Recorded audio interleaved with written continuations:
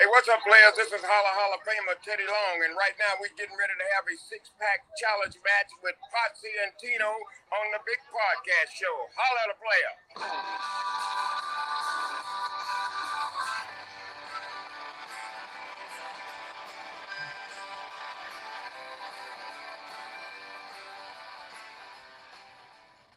Ladies and gentlemen, boys and girls, children of all ages, the Pots and Pans Network brings you as tag team champions of the world, maybe even of the universe. I don't know, based on the whole WWE Universal Championship and whatever.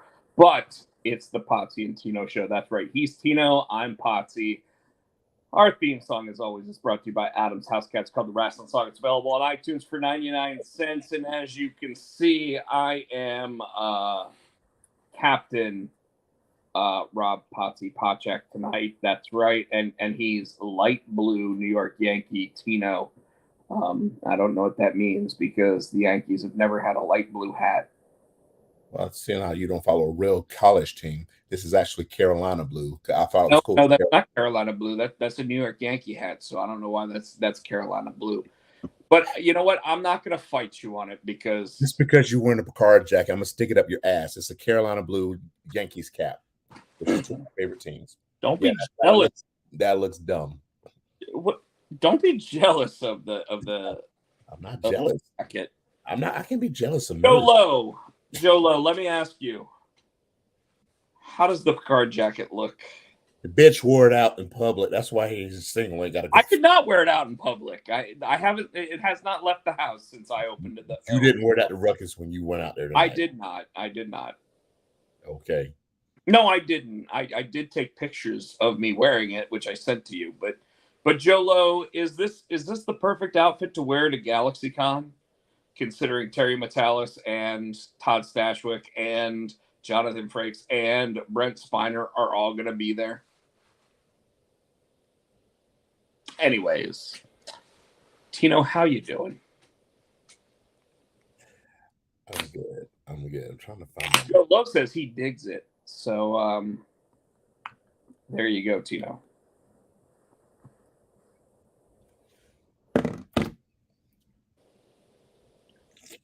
Well, that's how you're doing. You didn't say nothing. Like I said I was good. I don't remember what I did. Saturday. Was this past Saturday? Yes, past Saturday I was in Hickory. That was good. Well, that's so you're talking about what's up with you. And that was on the fucking screen? It is, but we didn't even mention it yet. You're in a mood. I am. I'm about to get off this shit because we already started later than I wanted. I'm sorry, brother. Let's go ahead and let's rock this out. I enjoy my time hanging out with you, so. See? Joe Low likes the hat. He gets it. Well, when he says go blue, that means Michigan. So he does not mean Michigan. And a Notre Dame fan would think that. But I went to Hickory Saturday and came back Sunday. Normal thing, did the youth group thing. Then what was it? Was it Monday? No. I worked Monday.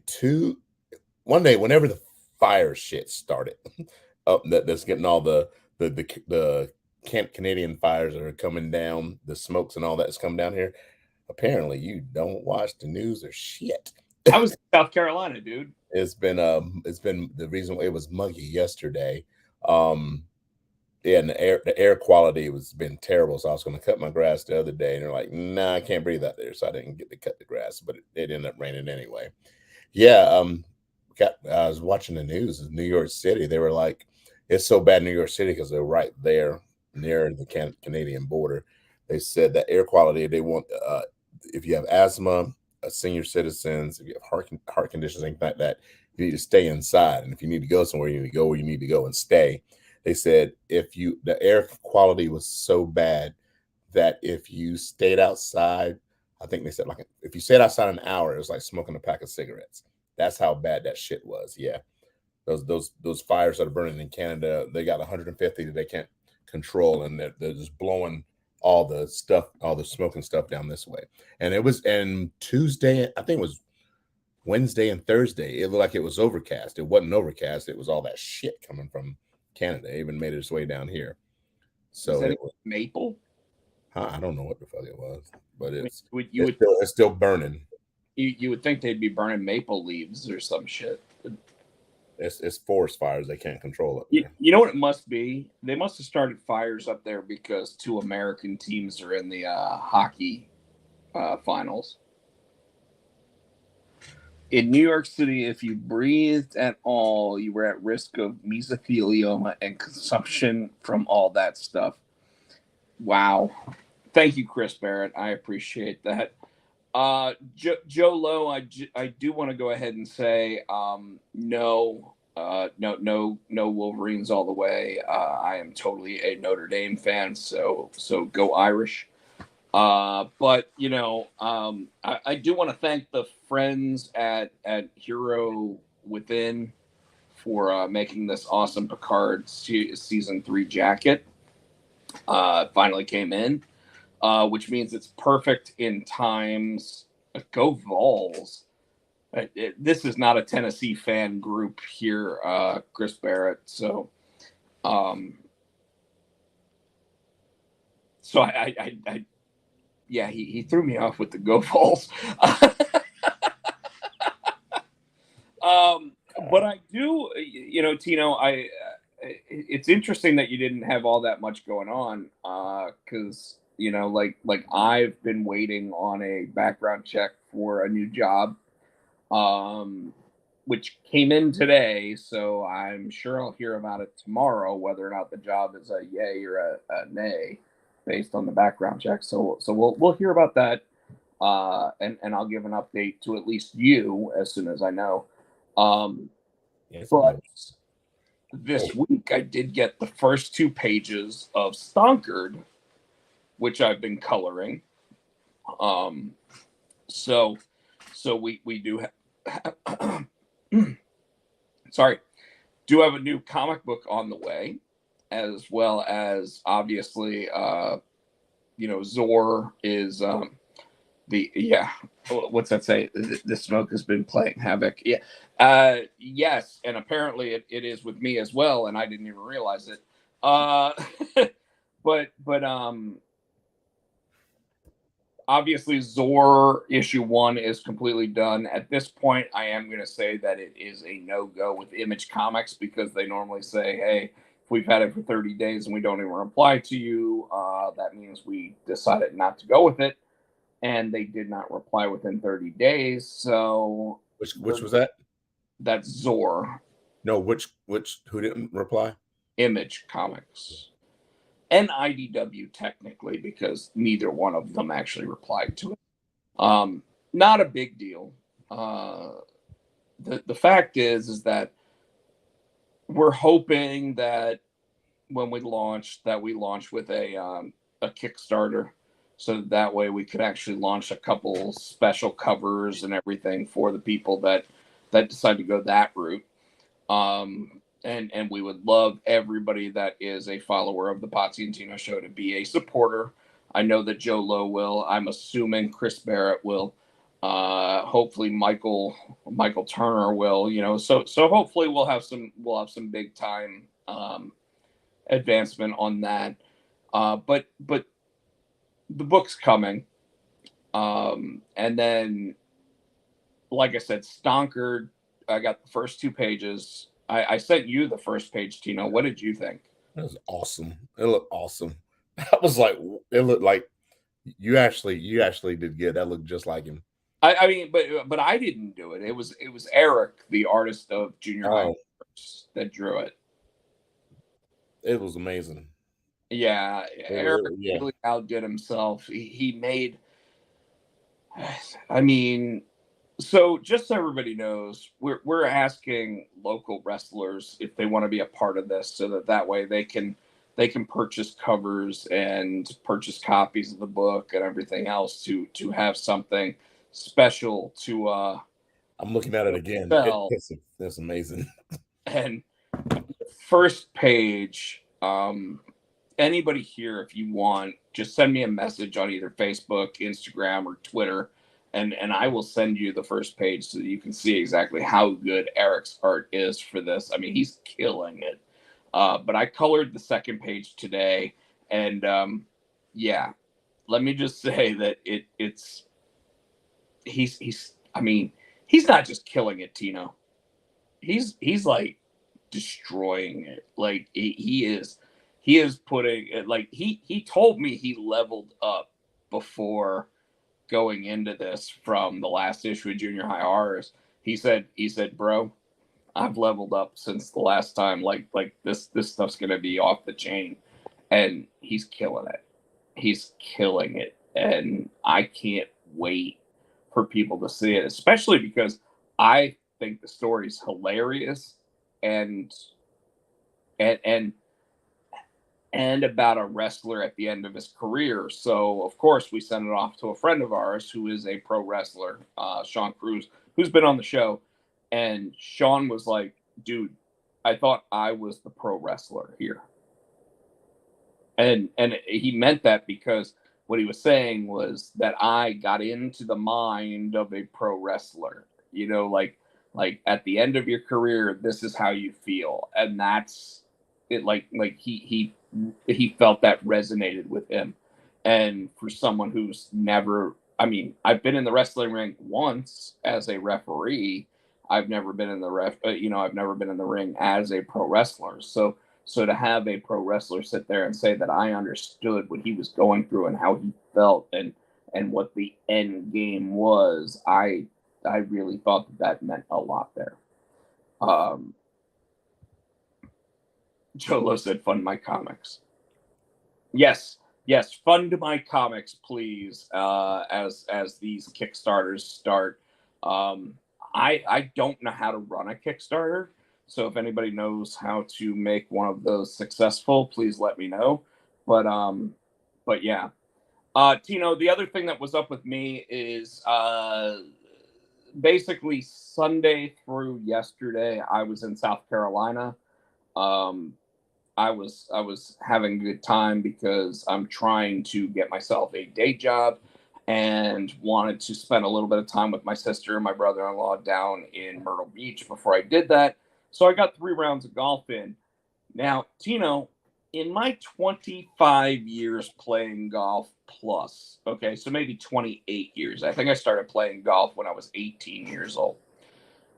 I had never been hit with a golf ball that got hit at me. Did Shane get pissed off and hit a golf ball at you? No.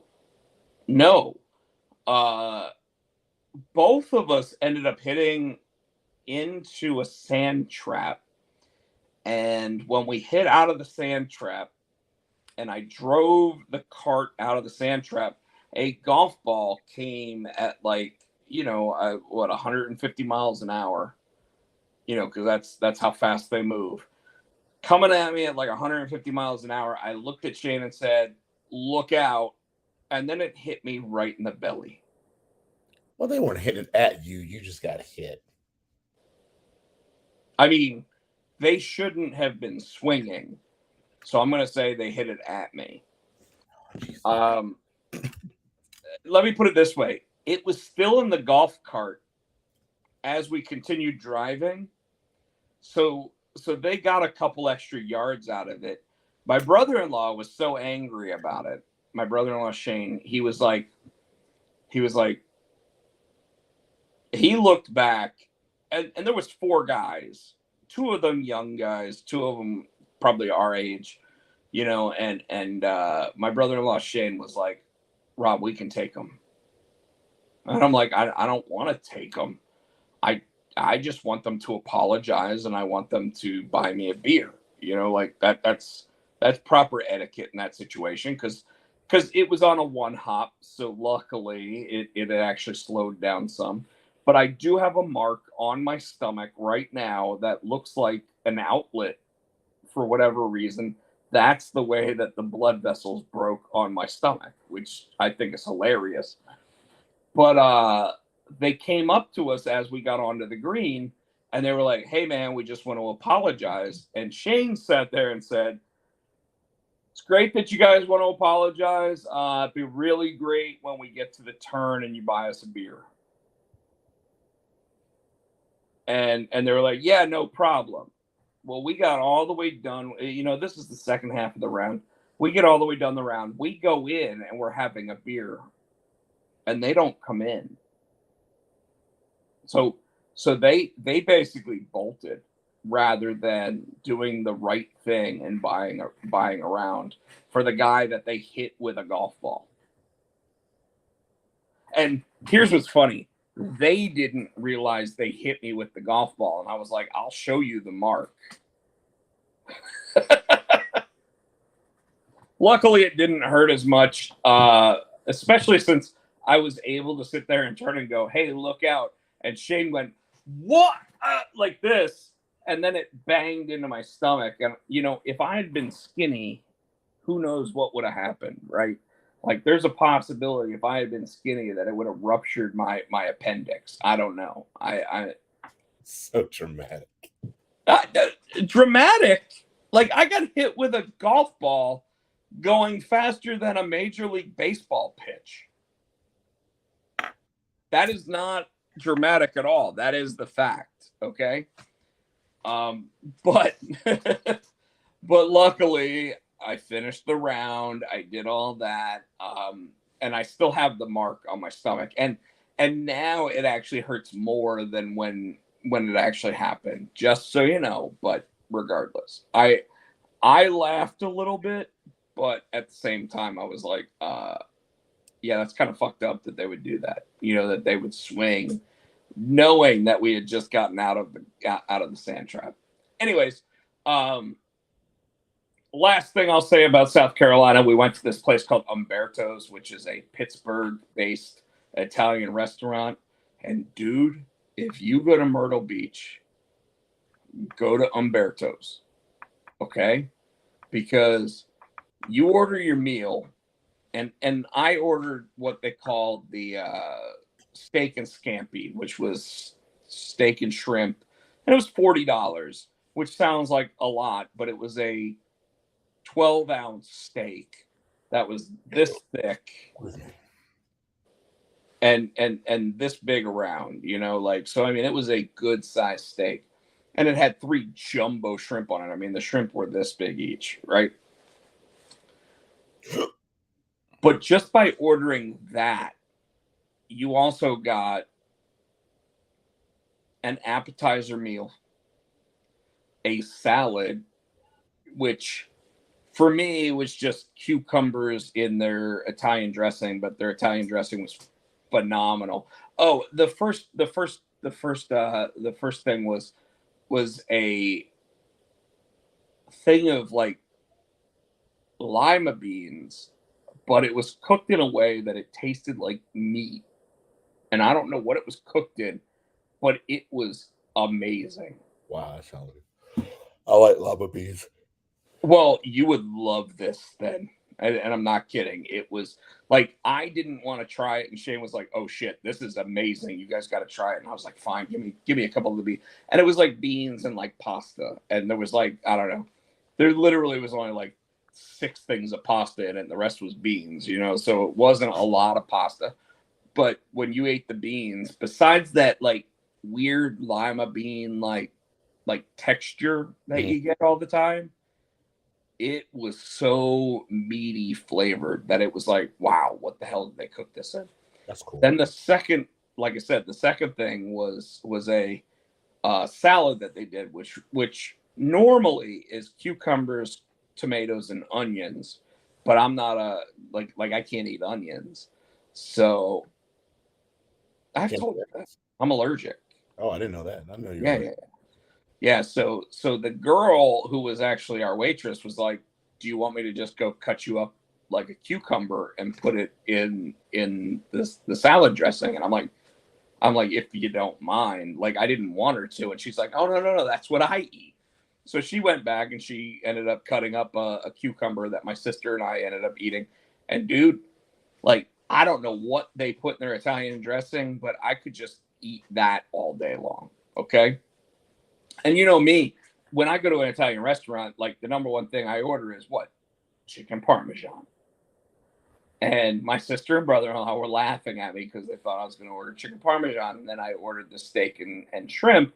And they were like, what? You know, and I was like, well, Rob has a third. Rob actually does have a third nipple, Chris Barrett. Shut up. But I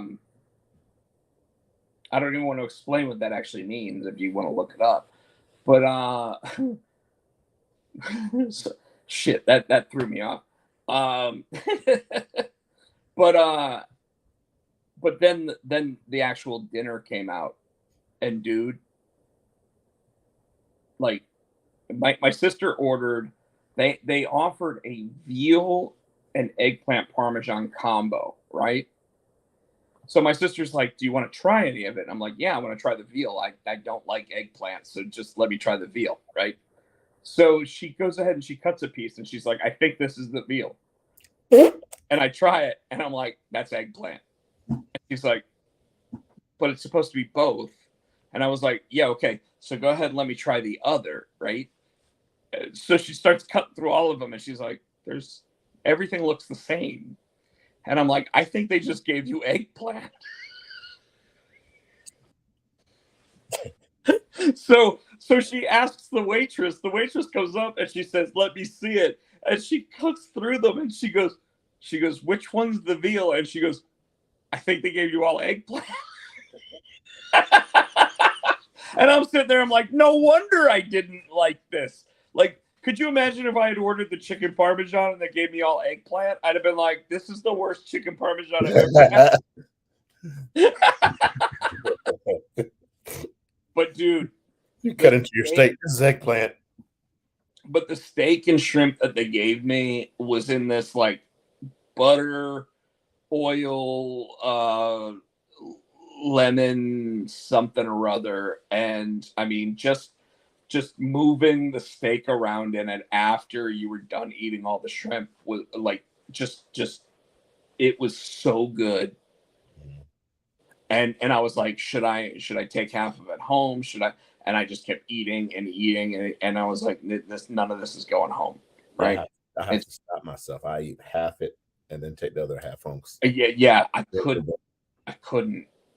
It was so good that I just, like, as I got to the halfway point, I was like, I should stop eating this, right? And I knew I was driving home the next day, so I was like, F it, I'm just gonna keep eating.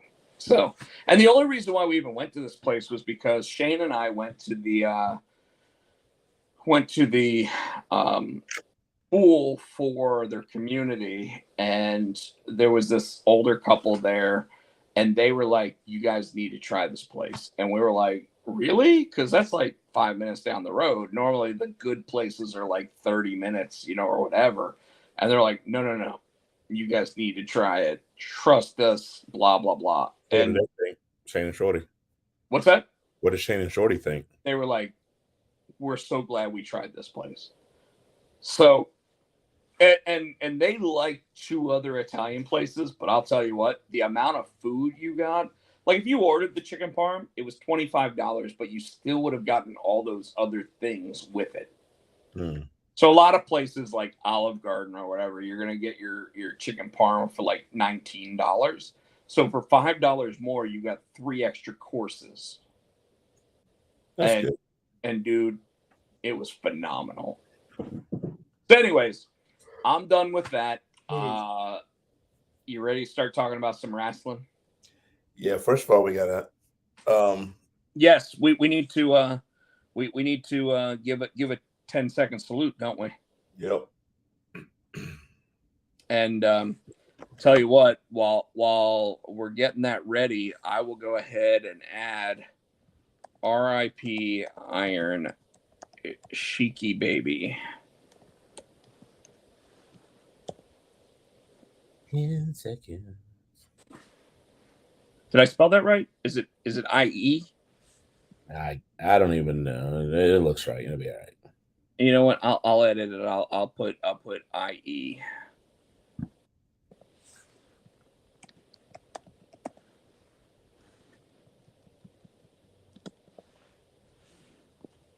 Does that look better? Yeah, I well, think the other way. Barrett has spelled with it. You look at the way Barrett spelled it. How did he spell it? Yeah, see, he spelled it the other way. I'll change it back.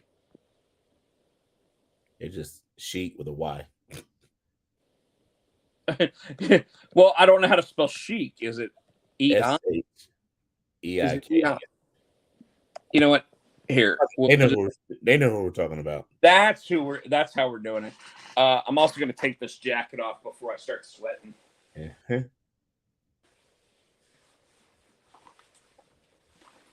And look at that. It actually says Picard in it. I'm very pleased with my jacket. And all right, so Tino, you got the clock? Yeah. Ladies and gentlemen. SHEIK. Yeah. SHEIK. Yeah, okay. I have to make sure we spell sheet right. All right, ready? Ladies and gentlemen, we are going to take our 10-second salute. No sounds, no like, although Tino's phone typically goes bling bling bling like every time we do this. But let us know it's over. yes, but we lost a legend, and I never had a chance to meet him. Did you? Mm-mm. So, but we know how legendary the Iron Sheik was. We all followed his Instagram or his Twitter. So I've read somewhere that said there would be no Hulkamania without the Iron Sheik, which is true. Very true. And you know, Sergeant Slaughter actually going heel. Sergeant Slaughter would have never been able to come back and be babyface again if it wasn't for being able to go after the Iron Sheik. So this is an unfortunate moment. I mean, like, we lose legends all the time, but we don't lose this big of legends very often. And unfortunately, we did this week, and it happened yesterday. And 81. He lived a good long life. And the best line I think I ever heard about his career was Bobby Heenan.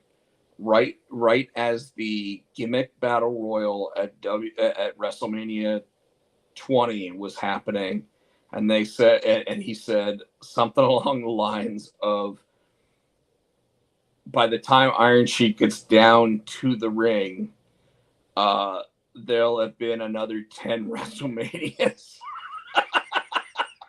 And then he ended up winning the gimmick battle royal. So, but Tino, you go ahead. Tell us when you're starting and tell us when it's over. All right.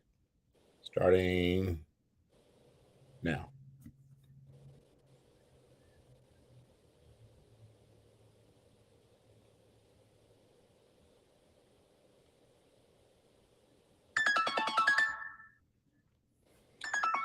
Okay, shut it. Damn it. That was Cheeky Baby coming at you, basically saying, I'm not done yet. I'm not done yet. Damn it. I did see on a local wrestling group, not our wrestling group, but there was another one that did post The Rock's response to Iron Sheik passing away. And he basically sat there and said that the Iron Sheik was like an uncle to him. And if you've watched Young Rock, you obviously know that he's not kidding. The Iron Sheik was in his family's home and everything else. Specifically, though, Tino, I thought it was pretty interesting that he talked about how the Iron Sheik's wife would watch him and babysit him in the Carolinas. Specifically North Carolina. So Dwayne spent a lot of time in the Carolinas being babysat by the Iron Sheik's wife. But specifically, the other thing that I want to point out is that Dwayne is known in the Urban Dictionary as well as Webster's Dictionary for a term called jabroni. Yeah. And jabroni he wants to make sure, and he even said it in the video today, that the credit is not his, and that Jabroni needs to be credited properly to the Iron Sheik. And, I don't say this very often, but, I was talking about the first 2 pages of Stonkered. Well, the original name for Stonkered, Tino, was Jabronis. And I changed it because I wasn't sure if there was specific ownership to the word jabroni. And I thought that Dwayne or the Iron Sheik actually owns the copyright to the word jabroni. So I didn't want to make the book called Jabroni. I also wanted to make it the last name of the guy who was actually the wrestler. And I haven't talked about this a lot, but I think it's important to actually start talking about it now that the book's actually in development. Stonker, when I looked up the word jabroni in the English language, I looked up synonyms to jabroni, and one of them was stonker.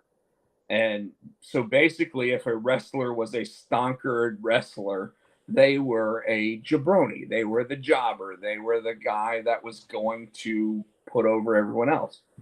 So I wanted to use that, and so when Eric and I were initially conceiving the idea, I was like, dude, we should call the book Stonkered.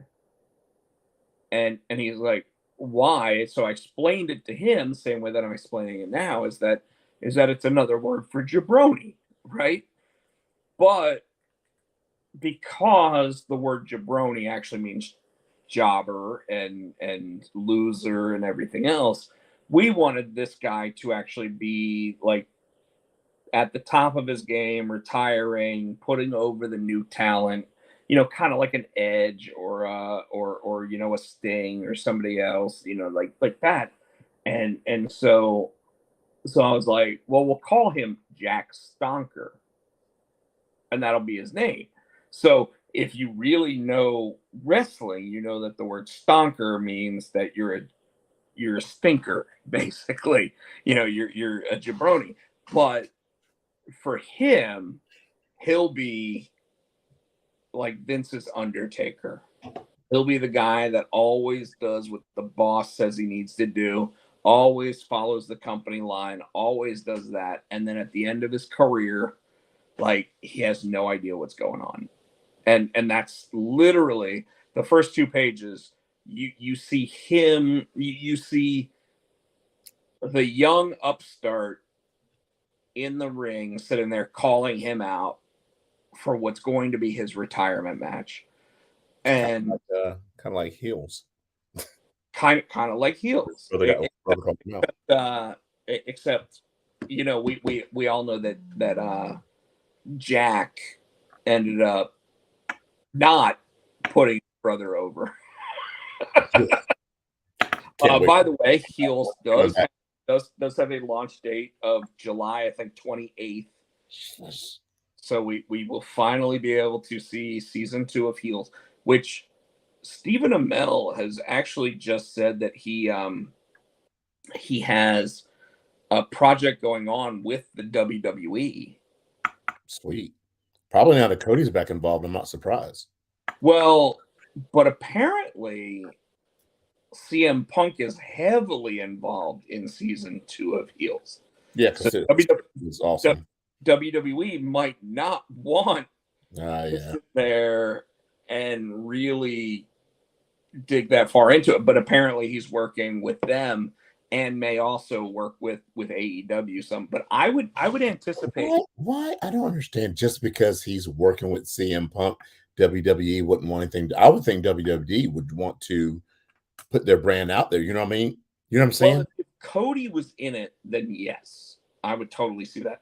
But I do see the possibility of Stephen Amell making an appearance at SummerSlam, because if it starts July 28th, isn't SummerSlam like 2 weeks before that, or a week after?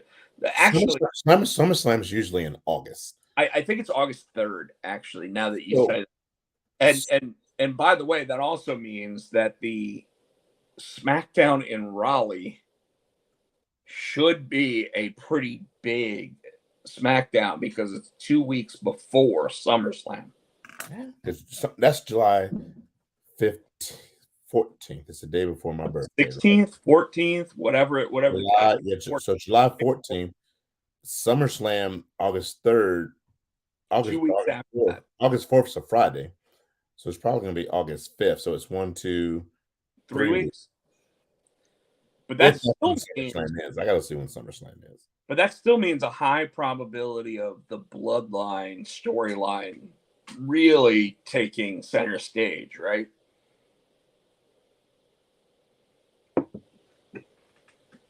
I will be at the beach, so I'll be watching it. Well, you'll be watching SummerSlam at the beach. Or yeah. Excuse me. But you know, you could always call our buddy Nick about SmackDown tickets. I won't be here. Yeah, I thought you were here the day before that. He's not your You leave the day after. Put your shit in there.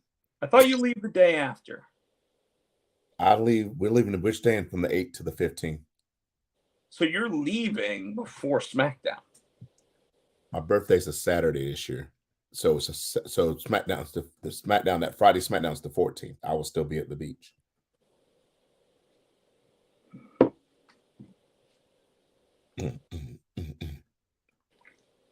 Trying to see. Still tell me when it is. Anyway. Whew. So I posted a picture on Instagram, Tino. I actually found a bottle of Pappy Van Winkle. Fucker. Which is the bourbon that at some point I have to try. And it was the 15-year Pappy Van Winkle that I found the bottle for. Do you know what it went for? $4,000. Damn. So I did not buy that bottle. Damn. I bought a bottle of something called Noah's Mill, which I had never had before, but it's from basically the same part of Kentucky that Pappy Van Winkle is. And I've got it right here. Mm-hmm. And it's very piney. It almost tastes like grass clippings. So, anyways. All right. Let's go ahead. And we normally start with SmackDown. Anything specific about SmackDown that you want to talk about? Did you watch SmackDown? I did. What the fuck happened on SmackDown? See, everything's running together. The Usos and Roman, because it was the 1,000 day. Yeah, they made a big deal that the Usos weren't there. Triple H finally did give him one belt. So he didn't take the other two. So is Roman going to walk around with 3 now? Dude, if I were Roman, I'd be walking around with all 3. Like, I'm not even kidding. I would walk around like because Paul Heyman was still holding the other 2. Yeah, when Roman went like this and Triple H put it around his waist. And I think that's the retirement of it. I think Paul Heyman's taking them to where at the island of relevancy, wherever that may be, and Joe Anoa'i lives, those 2 belts are now going to be represented at his casa, if you will. What did you think of the new belt? I was fine with it. It was a gold version of the same belt that we already had. We had the black, we had the red, or the black and the blue, and now we had a gold and gold. You still had the big WW, and ultimately we know why. It's because when whoever wins the NBA championship wins the NBA championship, they're going to get one of those belts, and they're going to be able to carry that belt at their celebration. And it's just going to show the WWE name to that many more people, right? What'd you think of that TikTok I sent you where it said they keep presenting the same belt? And you look at it, it's the same belt. It is. Same belt. Ever since The Rock did the first one, all the way like from 2019 to now, it's the same belt. But like that's because Roman's been the champion that whole time. No. This is before. No, I'm this kidding. is before. I'm kidding. But it's not that far off from Roman being the champion the whole time. So I would think that now going forward, they will go ahead and give an undisputed world championship, which is the gold on gold belt, which I will admit that I did like the fact that it had a black strap again. Yeah. So it's a black strap and an all gold belt, and I like that.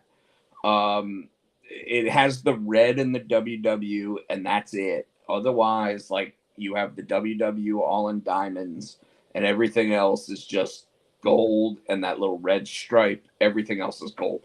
I really liked it. I thought that it was a solid presentation for a belt that people thought had kind of run its course at this point. I know why they kept the belt with the same design and they just updated it. I totally get it. Now you have 3 of those belts so that way, if someone is a belt collector, they're going to need all 3 of those, right? Right. So I totally got that. I think that by the time Roman finally drops the belt, I wouldn't be surprised if he's got one that instead of saying WW, it actually has an RR. Just because, like, we know that Steve Austin personally commissioned the Broken Skull belt, Yeah, but I think there's a difference in Austin and Reigns. Well, no. Austin got in a lot of trouble for that belt, apparently. And now the WWE actually like fully owns it, and they're like, yeah, let's go ahead and like build custom belts with it. But speaking of that though, what did you think of Jimmy Uso pie facing Roman Reigns? Awesome. Yeah, let's get into that. So that was my next thing. So there's a reason why pie facing because he got pie faced first at the pay-per-view. Okay, so they weren't supposed to be there. They got in the ring. Jimmy was just like trying to talk to Roman. He's like da da da, and Roman went to step to him to say shut up. And Jimmy, in my opinion, Jimmy got Roman before Roman got him. Well, that's what it was. Remember, when they first walked down to the ring, now first of all, like you said, Adam Pearce had said they won't be here. Security's double tight. We've canceled all their bookings, all their flights, everything else. And when they walked up, the first thing Roman said was kick him in the head like he did me. Yep. Kick your brother in the head like he did me. And it didn't happen.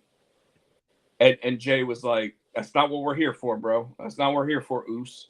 And then Jimmy sat there and said, let's get back to being a family. Let's get back to being like bros, not you sitting there thinking that you control all of us.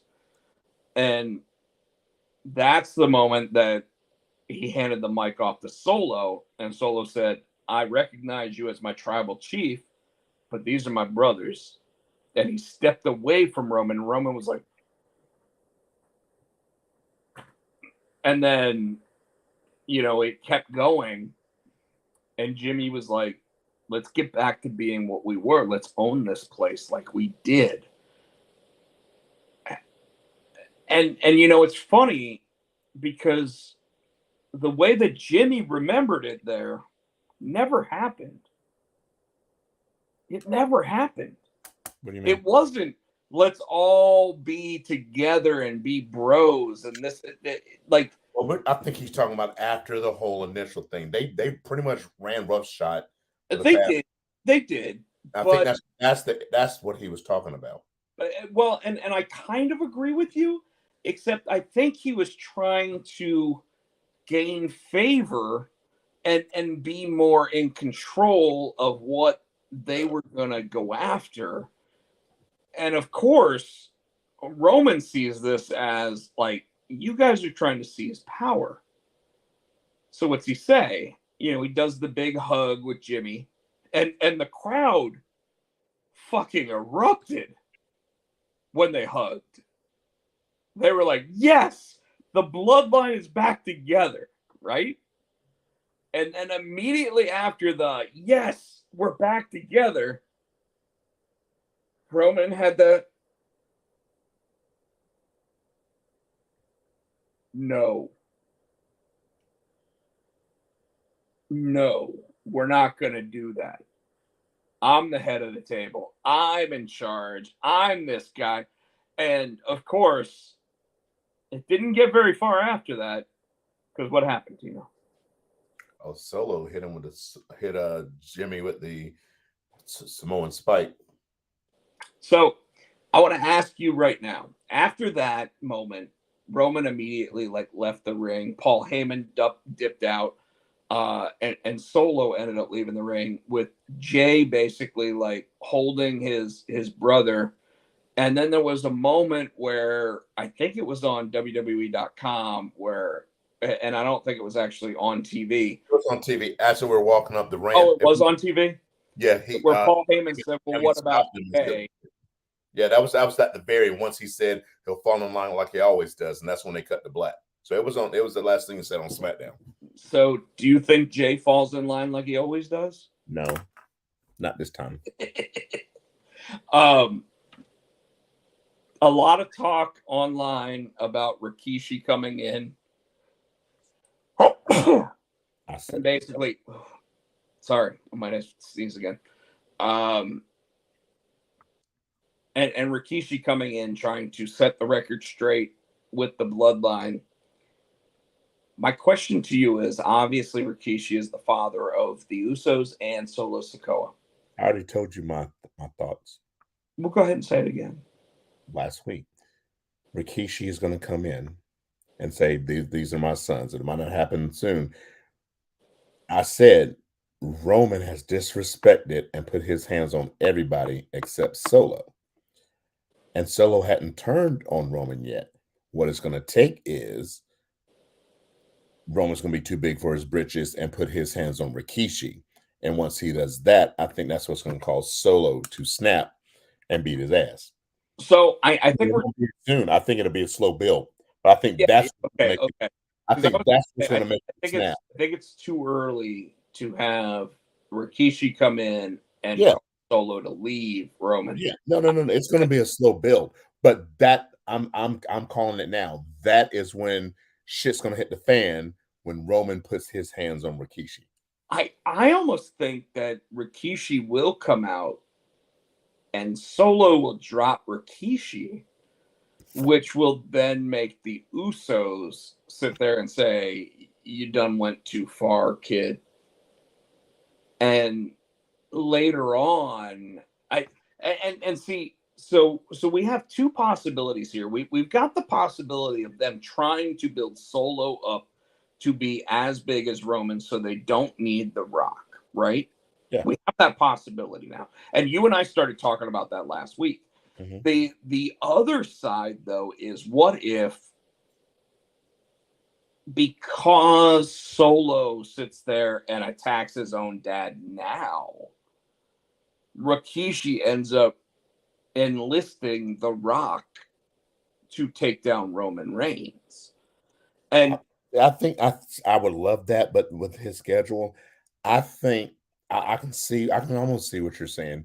Yes, Solo does put his hands on Rikishi, but I think somewhere along the line, I think Roman sees that and he puts his hand on Rikishi, and it's kind of, I can hit my brothers, but you're not going to. You know what I mean? Well, and that's why I almost think like right now I could see like Rikishi coming out trying to play peacemaker, and Roman being like, Solo, who's the tribal chief? Do the tribal chief's bidding, and have him sit there and go like this. But I don't. And do the spike. I could totally see it. Because they're all about respect and honor. I just can't receive. I can see he'll hit his brothers all day. I don't think he'll hit his. I don't think he'll hit his dad. I don't see him hitting Alpha and Sika because they are, what do you call them? Elders. You know what I mean? I don't see Solo hitting an elder. He'll beat the shit out of Jay and Jimmy all day. You know what I'm saying? I just don't see him hitting an elder. So I don't see him hitting Rikishi. Because it's pro wrestling, I could totally see him hitting his own dad. Obviously, with the whole Dominic and Ray story from earlier this year, I could see it even happening faster. Chris Barrett, they're gonna have a problem bringing in Umaga and Rosie and Yokozuna. There's gonna be just a. You really gave him quarter there and actually said that. No, I was pointing out a fact. I was trying to be sarcastic about it.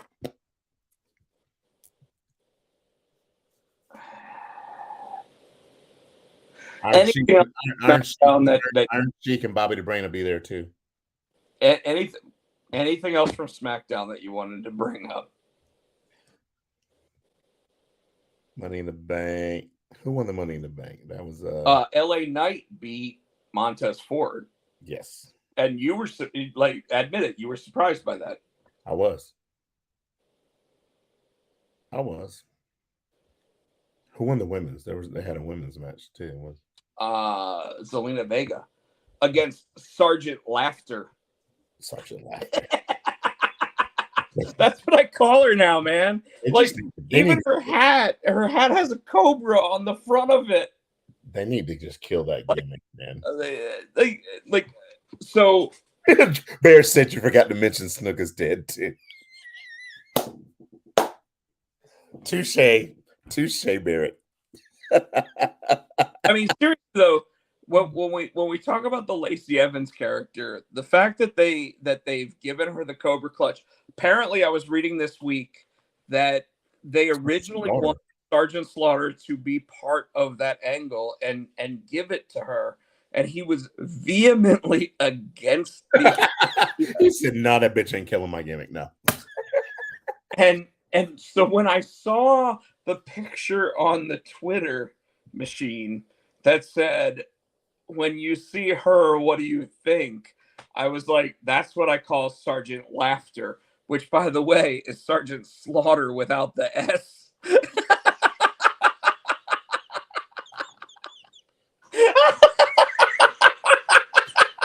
Laughter and Slaughter is one letter difference, bro. And I never even noticed that. And I did notice it, but I didn't want to write it out to them. I wanted them to see it. Like, the fact is that, like, they literally, with that sergeant cap that she's wearing, they put a fucking cobra on the front of it.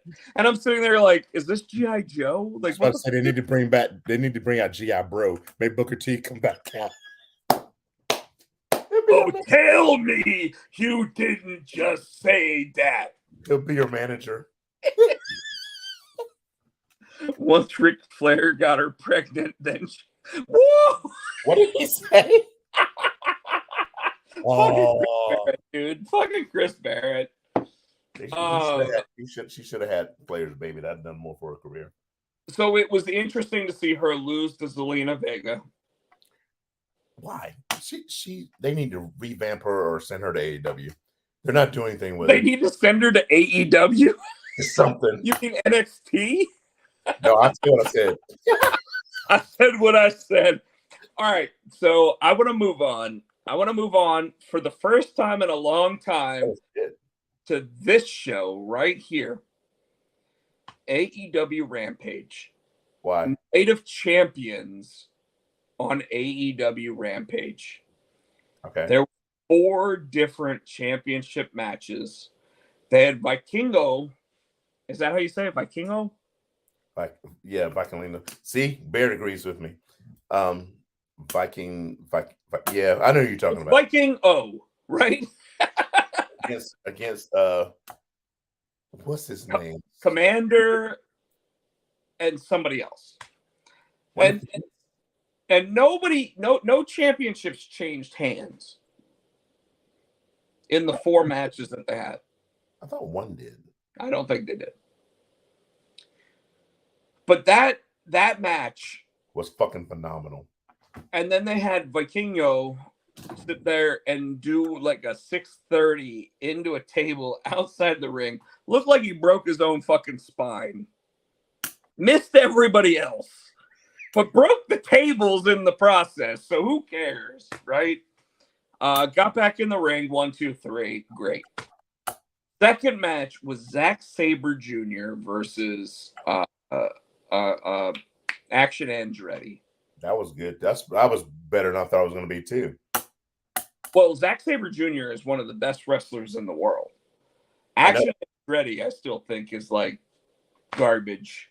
Like the match was decent because he made Andretti look good. Absolutely, I agree. And remember, Action Andretti beat Chris Jericho, but since he beat Chris Jericho, has he won a match? No, I don't think so. Yeah, so he literally is Fandango now, right? Hey, we'll introduce you at WrestleMania. We'll have you beat Chris Jericho, and then it's la la la la la la la la la whatever, and then you lose every match going forward. No, he didn't. He won matches. I think he won a title. When he became a tag team, he started winning matches again. He won. Zack Sabre Jr. is a jabroni, Bubba. All right. Thank you for the iron chicness there, Chris Barrett. Zack Sabre Jr. I like. He stretched the shit out of him at the end of that match. It was like a Stu Hart stretch, and I enjoyed all of it. I do think that Zack Sabre Jr. looks very generic, as does Action Andretti. So I feel like that match being right in the middle of a Rampage kind of made a lot of sense.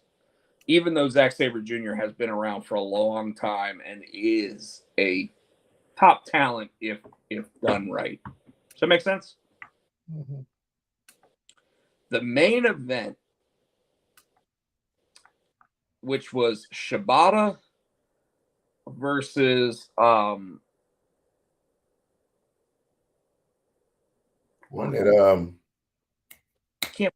Lee Moriarty. He's Jericho's dude.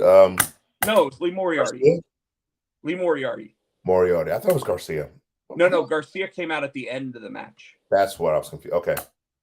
And it was a Ring of Honor pure championship match, which meant it had rules: only open hand fists, only open hand slaps, only rope breaks. Dude, I'm gonna say right now, I fucking love that match. Like I heard Tommy Dreamer sit there and say that he would have put that match on first and put the Vikingo match on last and whatever.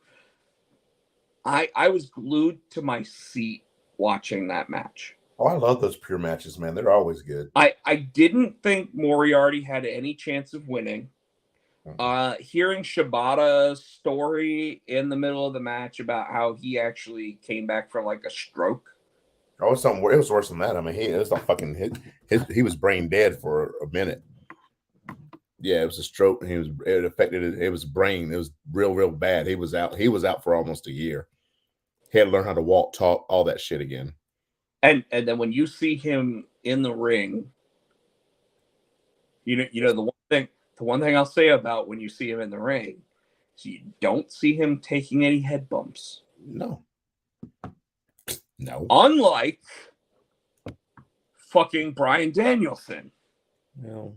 But apparently, speaking of Bryan Danielson, the entire card lineup of that and the other one was the women's strong championship with Willow Nightingale actually retaining her belt. Apparently, that entire card was Bryan Danielson's idea to highlight 4 different companies' champions during that, and I thought that was awesome. Yeah, that's what I need to do. And yeah, with Rampage, but Rampage had been looked at as a garbage show up until then, and we hadn't talked about it in months. I mean, we have to graze over it. Well, we'd be like, is there anything we need to talk about Rampage? And normally it'd be like, nope, let's move on to the next show. And I think Rampage is going to go once Collision's out.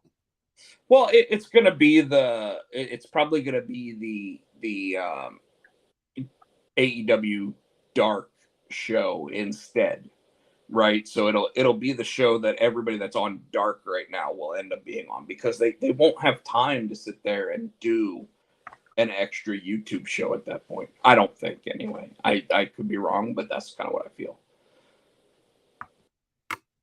Monday Night Raw. Started with, hold on, I had it pulled up. Rollins came out to the ring and he was, pretty much, saying, I'm gonna be a fighting champion. He said he wanted to defend that belt last Monday night because it'd be the first time in 2 years that a championship has to be defended on Raw. And Damian Priest answered the challenge. Damian Priest came out with Finn Balor. Finn Balor, he Rollins fucking trashed Finn Balor. And him, and it was weird because him and Priest were having that mutual respect thing, and then Balor would try to come in, and then Rollins like, well, I already beat you, and he said, and Balor made a comment. He said, well, you're only going to hold that belt. You'll be the shortest reign of all time. He's like, well, I've already beaten. I've already beat yours. Well, you did watch it, so are you going to sit here and pipe in? No. I heard that part. So that match is made for later on the night. Becky Lynch took on Sonya Deville while she was fighting Sonya Deville. Trish and her new bitch came down. Zoe Starks, and they came and this was Sonya Deville and Becky, I should say, was for the qualifying match for Money in the Bank. Becky won. So I have a problem with that.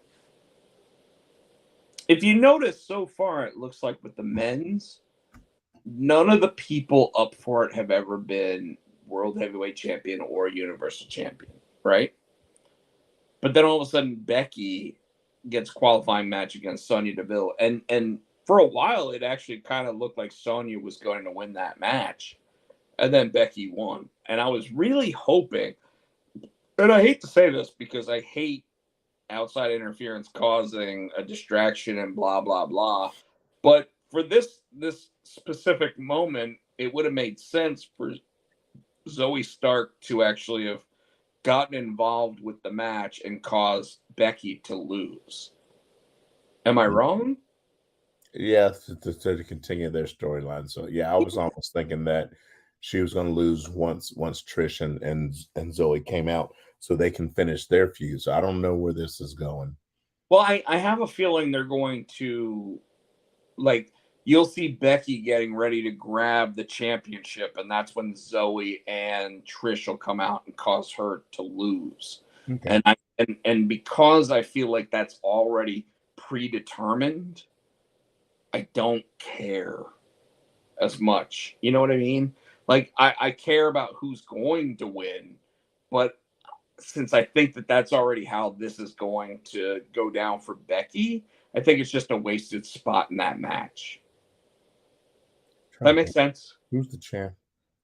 Rhea. So I'm trying to figure out who's winning. The champ is Rhea's on Raw. Remember they got it backwards. No, but she's the SmackDown champion, so it's Asuka.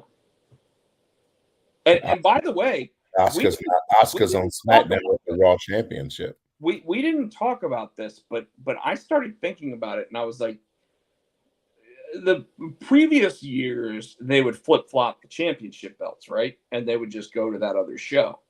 So that would mean Rhea's on SmackDown going forward, and Asuka's on Raw, or they'd flip-flop the belts, and Rhea would stay on Raw and Asuka would stay on SmackDown, right? Mm.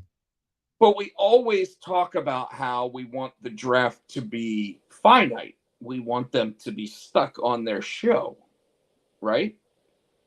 So if Asuka is the SmackDown Women's Champion, I'm sorry, she's the Raw Women's Champion, but she's a SmackDown superstar. You gotta swap the belts like they did last time with Becky and Charlotte. I don't think they're going to, and that's what I'm trying to say, is that because Asuka is currently the Raw Women's Champion, but she's a SmackDown superstar, she can show up on both shows. Rhea could show up on both shows. That defeats the purpose of the draft. It doesn't, as long as when they lose, they're forced back to their show. Because they won them before the draft. It's too convoluted. They just need to swap the belts. But and hear me out. So obviously, Sammy and Kevin have the Universal Tag Team Championships, right? So they've got the Undisputed. They've got both. So they can show up on both shows. However, for whatever reason, they've only been showing up on Raw because there's the bald one and there's the slender man and there's the guy with the ears that they're going up against. But they can show up on both shows right now, right? So with the women's world championships being the way that they are, until they lose those belts, they can show up on either show as well, which I'm completely okay with because it just adds more star power. But at the same time, when they lose, they're done. So I'm okay with that, as long as that's the rule. Now, if they start doing she gets a rematch because she's blah, blah, blah, all that bullshit, then I start being on the same whole idea with you that it's too convoluted and it's garbage and whatever. The fact that they still call Roman's championship the Undisputed Universal Championship kind of makes me think that Roman can still show up on both shows too. And with Seth having what's the point of the draft if we're going to keep having people drum back and forth? Well, the champions though, I'm okay with. That's why they split it. That's why they got that new champion on Raw, so Raw can have a champion. Roman is the SmackDown champion. Well, but with the women's, they obviously had champions from the opposite shows having the championship belt for their. Yeah, they just hadn't. I don't think they figured out how to flip it yet. I really don't think, because they're only defending. So Rhea's only defending that SmackDown belt on Raw. So even if it loses it on Raw, it's still going to stay on Raw, and vice versa. Well, I don't think any of them have actually done it on the regular broadcast yet. I think they've only done it on Raw superstars. No, sure. And sure, like Rhea, although Rhea's the SmackDown Women's Champion, right? Right. She's only defended it on Raw against Raw talent. She hadn't defended it on SmackDown. Just like Asuka is a SmackDown talent and she beat Bianca, who was a SmackDown talent, for the Raw belt. They're not defending it. You know what I'm saying? They're defending it again, though. I think it allows them to let them show up on both shows until they figure out what they're doing with it. Whatever the case might be. I kind of agree with what you're saying, that it convolutes it. It dilutes the situation. It makes it not as palatable, whatever the case might be. I totally agree with you. But I do think that like Triple H is probably thinking, oh, this lets me use both of them on both shows. Yeah. Next, we have Owens and Zayn are backstage talking to Brian Saxton, minding their business. And of course, Peter comes up and KO loses his fucking mind. Again. Have you not learned from last week? Your music, nobody called you. Why are you here? You know, he went the whole thing. He goes, you know what? You just want to fight. You know what? What? You meet me out in the ring. You, with the ears. You meet me in the ring. So he challenged Gunther to a fight. And they went out there. And that was a fucking phenomenal banger of a match. Back and forth. You would think that you kind of think, okay, it might be a squash match. Well, not really a squash, but Gunther's going to pretty much, it's going to be more towards Gunther. No. He took just as good as he got, and they went back and forth, back and forth, back and forth. And Gunther got by really by the skin of his teeth because Ludwig Owens had everything his way. He was getting ready to give Gunther the stunner. Kaiser pushed Ludwig out the way. He took the stunner, and then Owens turned around and got just rolled him up. He didn't hit him with a power bomb. As he was getting ready to get up and was yelling at Gunther, Luther's at Kaiser's ring. Gunther came up behind, pretty much schoolboy, which you wouldn't expect. I thought he was going to power bomb, a power move. Nope, schoolboy wrapped him up. 1, 2, 3.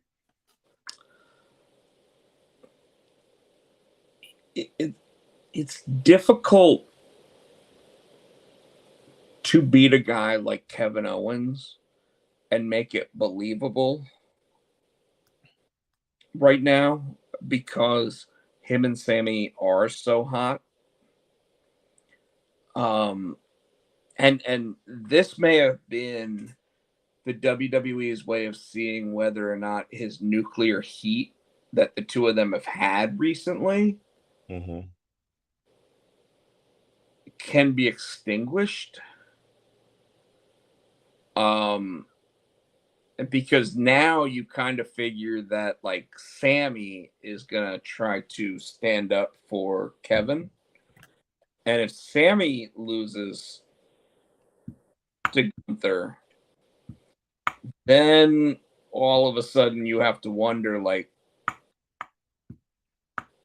why were they so hot in the first place? And it's difficult. It really is a difficult moment for the WWE because now you know that they want Imperium to take at least those Raw championships from Sammy and Kevin, right?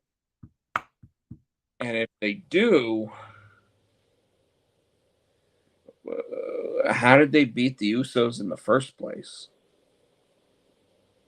You know what I mean? I think they're pushing all three of Imperium to have belts. I think that's what they're looking to do. And it looks like it. I also think that come SummerSlam, you may very well see Gunther going up against Seth Rollins. Although we're getting ready to talk about it a little bit, but there's someone else that started talking about Seth Rollins this week that was a little out there and a little distracting, if you will. Yeah, nothing's gonna come of that. He's gonna get his ass beat. But anyway, let's fall. Ronda and Shayna put their belts against Kaden and Katana, which was another good match. You would think it'd be a squash match. They held their own against Shayna and Ronda.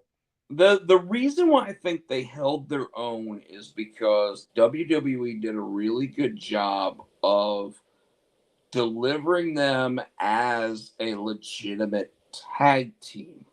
Now, and here's why I say that, because when you look at Ronda and Shayna, yes, over time, I think they are going to, and I saw your TikTok that you sent to me about Shayna sitting there saying this is because Ronda wanted this. I think that you're going to see them become a legitimate Twin Towers or whatever it was called back in the day when it was the Big Boss Man and Akeem versus everybody else, right? It's going to become something like that. But currently, you're talking about two singles wrestlers trying to work together to beat most tag teams. And most of the women's tag teams aren't real tag teams. The reason why Katana and Caden work so well is because they have been built as a legit tag team the entire time. Like 3 years, 4 years they've been together. Exactly. And as such, I'm glad. And this was probably another thing that Ronda probably said was these two have been together this long. Let's actually let them look like a legitimate tag team in that match. And they did, right? So and good for them, because I mean, obviously, coming up from NXT, they weren't going to beat Ronda and Shayna. Mm-mm. But the sad thing is, if they had gone up against Raquel and Liv, they very well could have. Oh, they wanted to win their tag belts on the first night out. No, and I agree with you, but my point is that, like, legitimately, we would have thought they would have had a good chance of beating them. We Yeah. didn't think they had a legitimate chance of beating Ronda and Shayna. Okay. All right. We got Ricochet and Shinsuke, which was a good match. It was a no contest because what's his name came out. Because before the match, they were talking shit to Bronson Reed. And they kind of Bronson Reed was talking shit, and they were like, well, I won my qualifying match.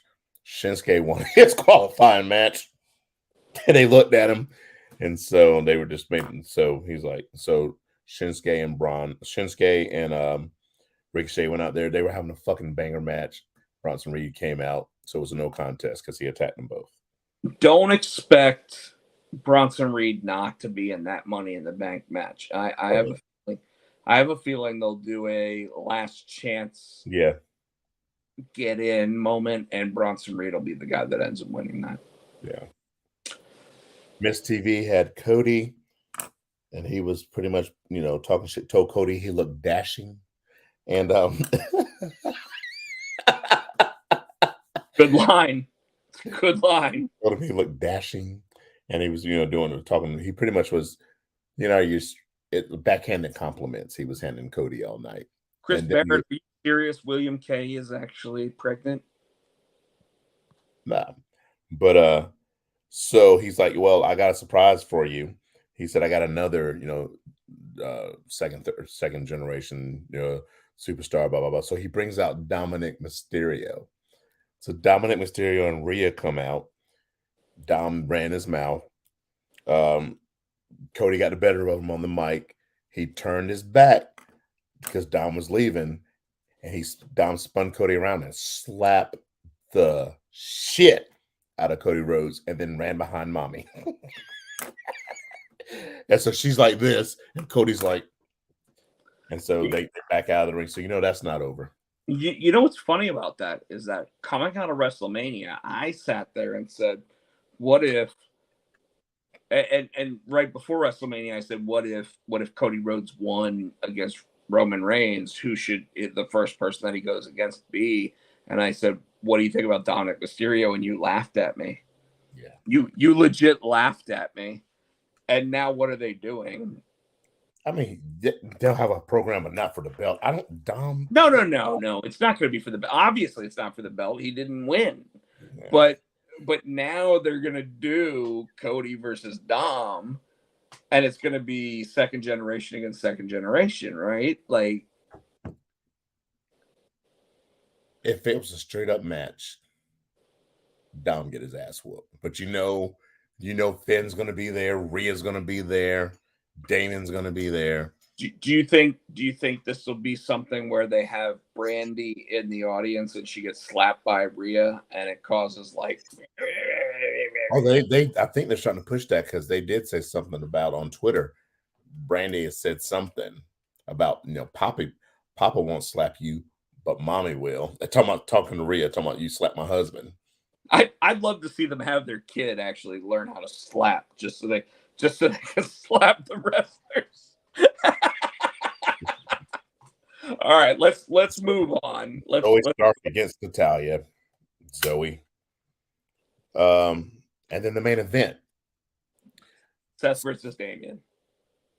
And it was Damien by himself because Seth made it to where he wanted Finn Balor to stay backstage. So Seth said, hey, let's just be me and you. And Damien's like, cool, I want to.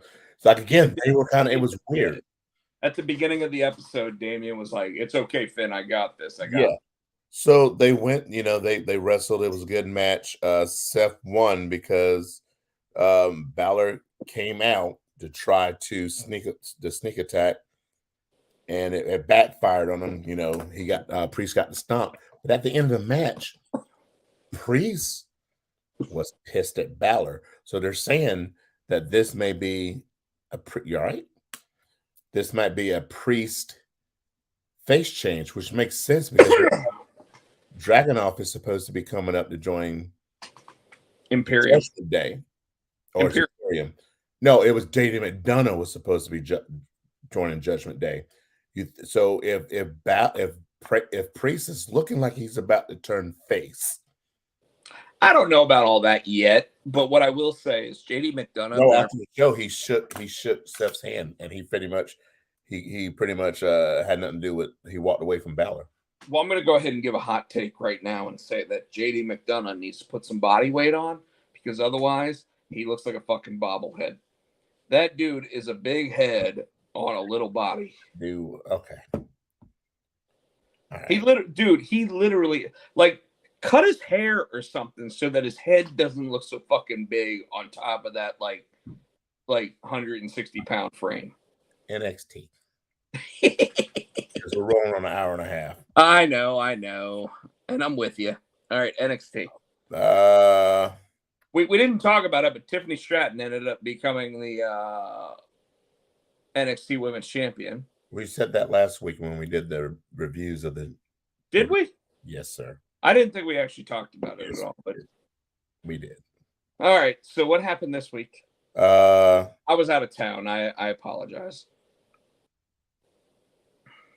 Corbin. They showed last week when Corbin came down. Blah blah blah blah. Corbin came to the ring. You know, pretty much challenging, saying he wants to challenge for the championship. Dragunov took exception to it and came out and started talking shit and said, I can beat you. You saying you're so tough, blah, blah, blah, blah, blah. I mean, if Cameron Grimes can beat him, then anybody in NXT should be able to beat him, right? Yeah. So they said, so Corbin's like, all right, go get your gear. We'll do this later. So Dragunov leaves the ring.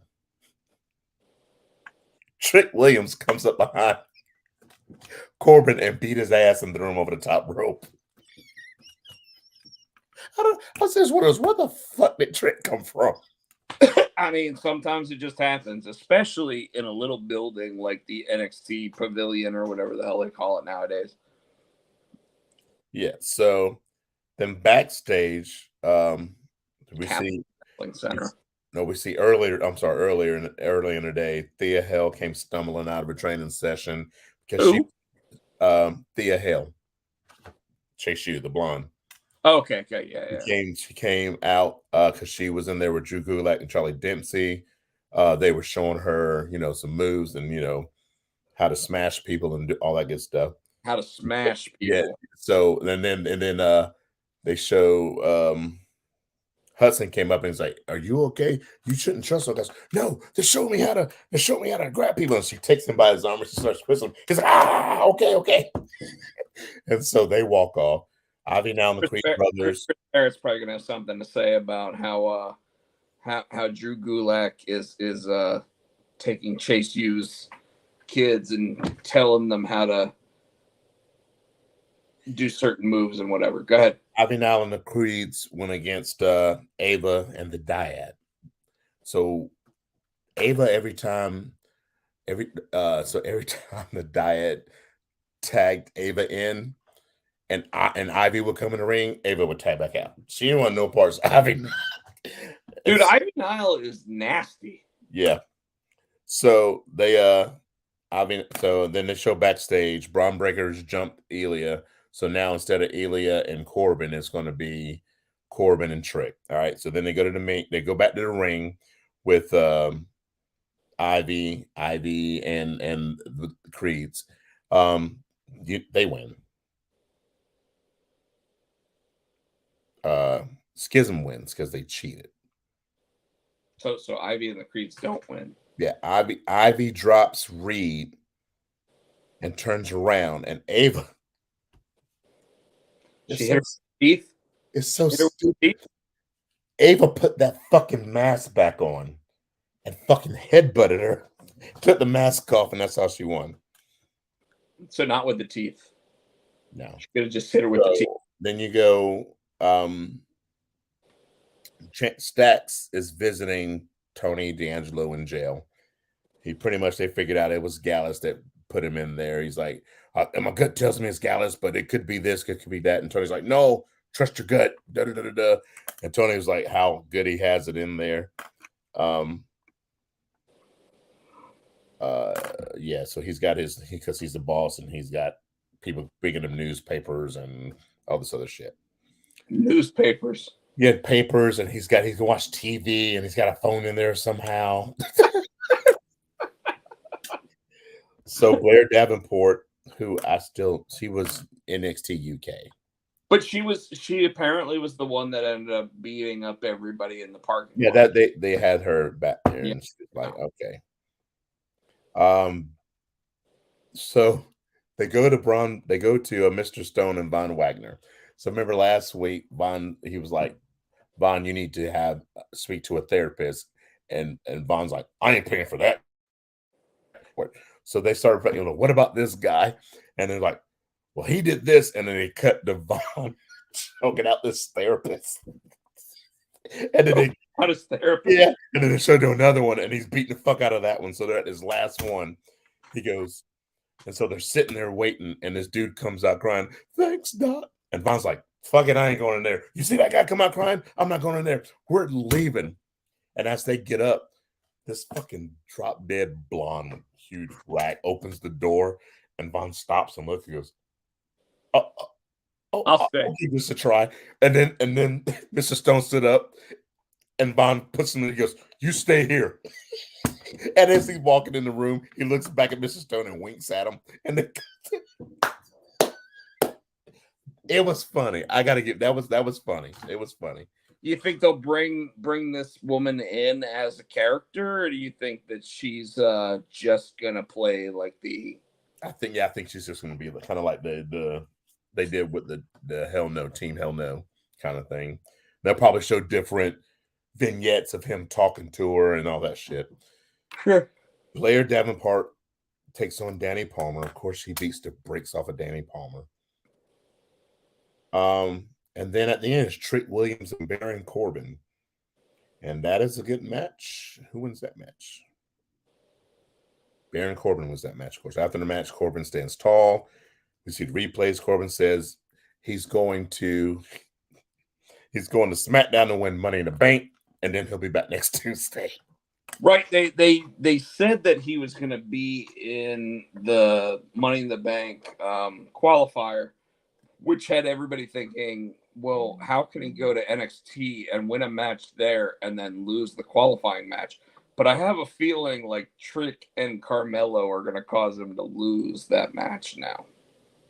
Yeah, probably.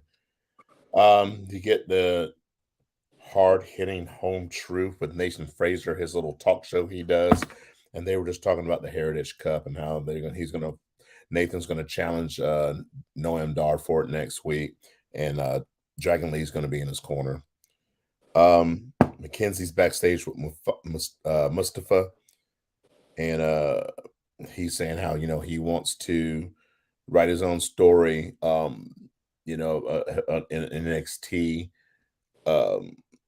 The champion comes out, Wesley comes out and goes, I appreciate you, bruh. But if you wanted a title, all you got to do, and Mustafa's like, no. Don't give me a title shot. He said, let me earn it. So he doesn't want to just hand it to him. And Wesley's like, all right, respect. Joe Gacy came up, says he wanted to start. So tonight he's fighting Joe Gacy, starting his rise up to the North American title. So he fights Joe Gacy, and he actually beats him fairly quickly. After the bell, Dyad attacks him from behind. Gacy goes in. Tyler Bate and Wesley come out. So next week it's going to be a 6-man challenge. It's going to be Wesley, Tyler Bate, and Mustafa Ali against Schism. Eddie Thorpe and Damon Kemp. Eddie Thorpe beat Damon Kemp. Dabakato and Scripps. So Dabakato, whatever his fucking name is. Yabba Dabba Doo. came out. So he came out, and Scripps was like, "Yeah, my family, my friends called me Scripps." Da da da da da. So as he's coming to the ring, the one announcer, who was that down there with Booker T? What's the dude's name? Anyway, the dude's down there with Booker T. He was like, "Yeah, Scripps," and Booker T's laughing. So why are you laughing? He said, "Well, you said only his family and friends called him Scripps." So he goes, "What do you want me to call him?" Booker said, "Reggie." I laughed. This shit was so fucking funny. He said, "Reggie." So Scripps won, believe it or not. Then they had a number one contenders battle royal for the women's. Whoever wins that gets a shot at the women's champion. And the surprise entrance was Dana Brooke. Really? Did she win? You'll never guess who won. Blair Davenport? Then I won't guess. So Brooke, it came down to Dana Brooke and Cora Jade in the ring. So Cora Jade won. So Dana Brooke won. Shut up. Thea Hale had gone on the ropes and laid out the whole match. Everybody forgot Thea Hale was in the match. Thea Hale came in and eliminated Dana Brooke and Cora Jade. So Thea Hale is your new number one contender. And when Chase U lost their minds, they all came out of the stands. They got in the ring. They put her on the shoulders. So they and it was cool at the top of the ramp. Julak and Baby Regal came out. They stood at the top of the ramp. They didn't get the ring. Baby Regal. Now that I see him, he looks like a young William. You could tell he's William Regal's kid. You can, but it's not like JD McDonough where he's got like just this big motherfucking head.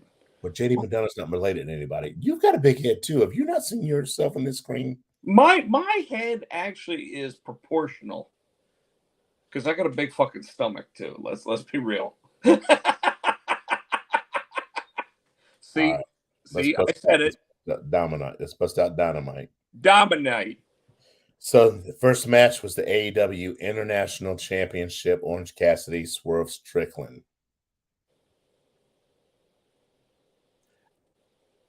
I thought Swerve was going to win it.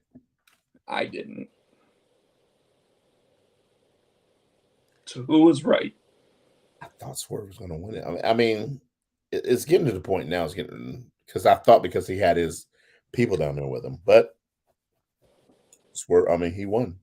So I have a feeling this title is being elevated, quote unquote, to be the Collision Championship, similar to how the TNT Championship is going to be on Dynamite every week. Even though Dynamite's on TBS, the TNT Championship never seems to get shown on TNT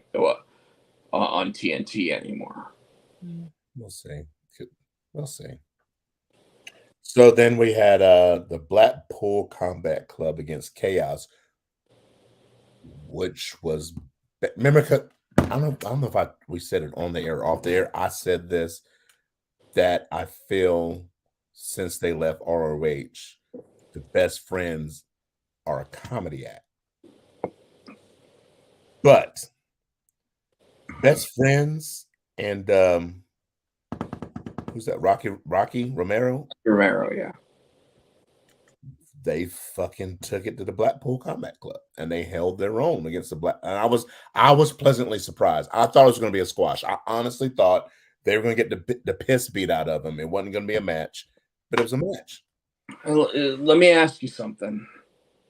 When was the last time on AEW on Dynamite that you saw squash?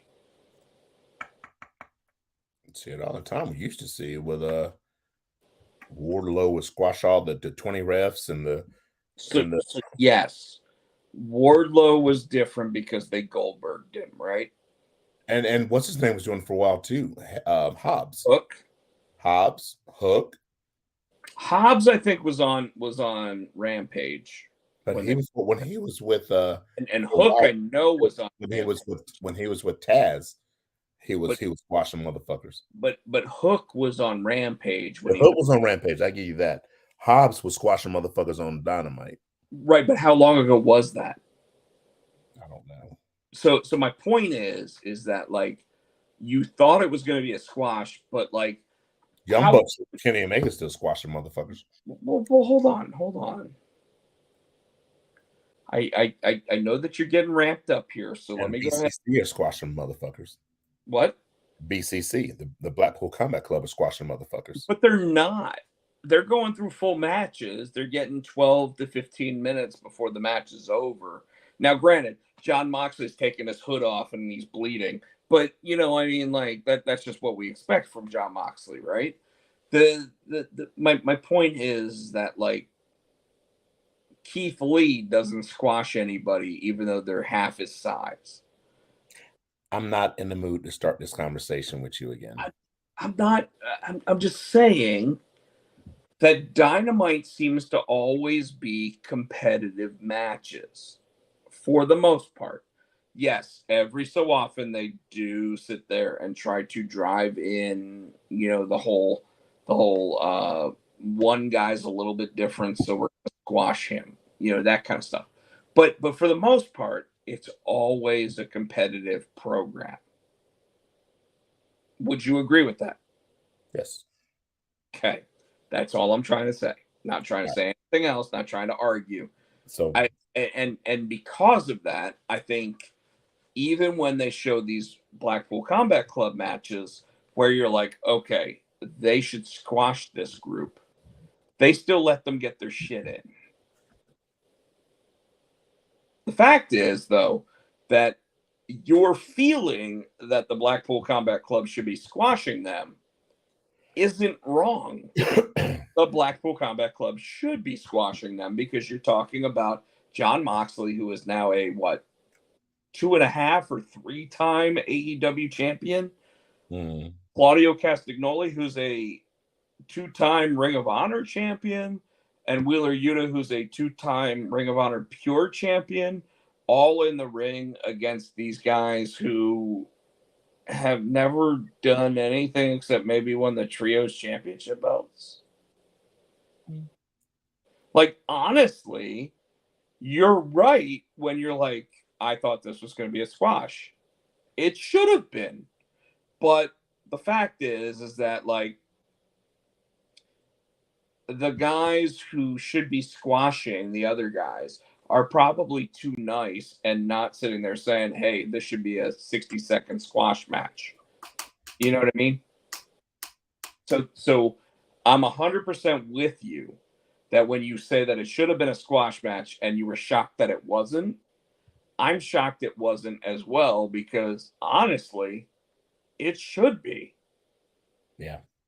When was the last time Chuck E. T did anything? True. So there you go.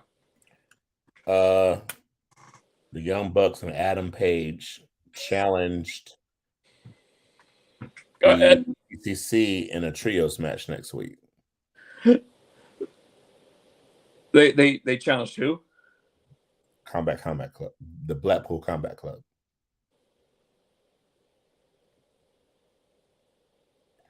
Sorry, I started laughing when you started talking about most of the elite. Oh yeah, that's who they're feuding with now. MGF comes to the ring. Well, who wins that match? Fucking elite. Why you ask me dumbass questions? It's late.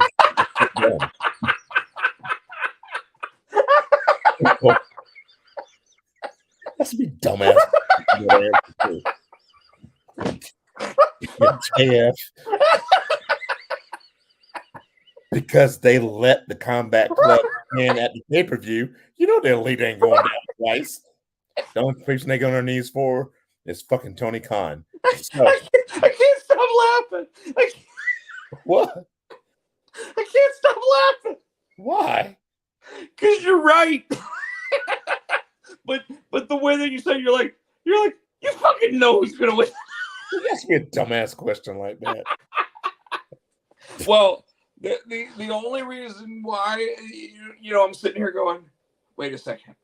So Wheeler Yuta got the win over Kenny Omega. So who wins? Who actually is the one that who scores the pinfall? Because you know John Moxley is not going to allow the pinfall on him. It's going to have to be you who's going to have to eat. It's going to have to be Wheeler, right? Yeah. Although I don't know, Claudio could basically be like, well, I've been the Ring of Honor World Champion, and I've only had one defense. And WWE would have me lay down for everybody. So yeah, I'll do it. I'll do it. But it's got to be Wheeler, right? Yeah. Because it's not like Hangman's going to sit there and lay down for Wheeler. You know, Young Bucks damn sure ain't going to hang. Well, they don't lay down for nobodies. like I'm beginning to think that when WWE actually tried to hire them, and they were like, yeah, no, we're going to start our own company instead. I'm almost thinking that the WWE was like, because those bitches don't lay down for nobody, like. All right, continue. Sorry. MJF is out. He's running down Colorado, talking shit, fucks around and ends it with his little nobody is on the level of the devil, and all of a sudden Adam Cole baby's music hits. Now this is the fucked up part. So Adam Cole makes his entrance. He comes at he gets through the boom. He gets in the ring and he gets on that squat. And before he can do it, MJF's like, cut the mic, cut the music. He wouldn't let him do it. It's Adam Cole, baby. Awesome. And it's so awesome.